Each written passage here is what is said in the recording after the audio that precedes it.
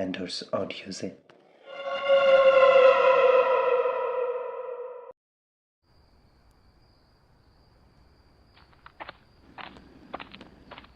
ধুর ছাই মরার, একটা বাসও নেই রাস্তায়। কেন যে আজ এত লেট করে বেরোতে গেল। এখন বোধহয় পুরো রাস্তাটাই হেঁটে ফিরতে হবে। ভাবতে ভাবতে সিদ্ধার্থ হাঁটা দেয় শ্যামবাজারের দিকে।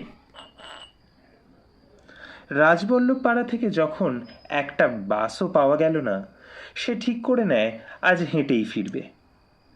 শ্যাম পার্কও হয়তো সে ক্রস করেনি। এমন সময় বিদিশার ফোন আসে।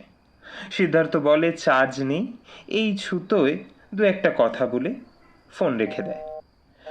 মনীন্দ্র কলেজের সামনের পাপড়ি চাটওয়ালা তখন বাড়ি পৌঁছে হয়তো ঘুমে জড়িয়ে গেছে। আমি একটা ঘাটের মরা এখনো রাস্তায় মারাচ্ছি। সিদ্ধার্থ নিজের মনেই গালাগাল করতে করতে এগোতে থাকে। শ্যামবাজার মোড়ে এসে দেখে রাস্তায় একটা গাড়িও নেই, না আছে কোনো লোক। গোটা শহরটা কি একেবারে রসাতলে চলে গেল নাকি? উপায় নেই, এই দেখে টালা ব্রিজের দিকে হাঁটতে শুরু করে সে।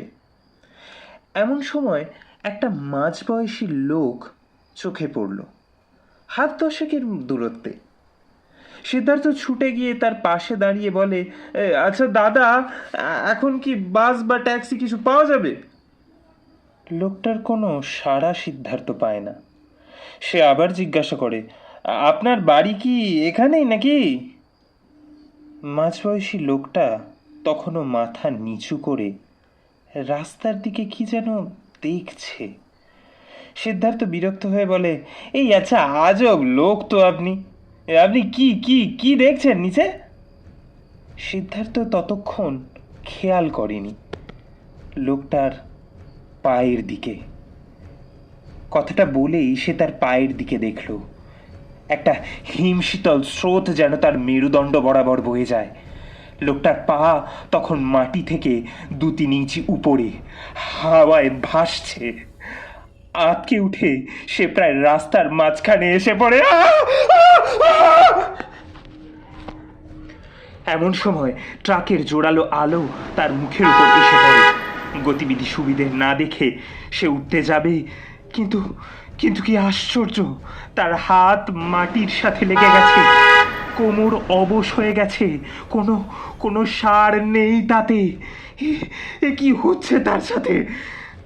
প্রাণপণে সে ওঠার চেষ্টা করে, কিন্তু ততক্ষণে ট্রাকের জোরালো আলো এবং হর্নে তার চোখ ও কান অবশ হয়ে যায়।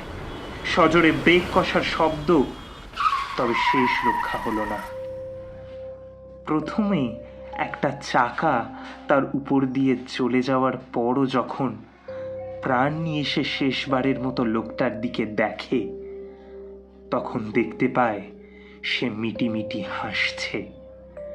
কিন্তু ট্রাকের পিছনের দুটো চাকাও তার উপরে উঠতে সবটা অন্ধকার।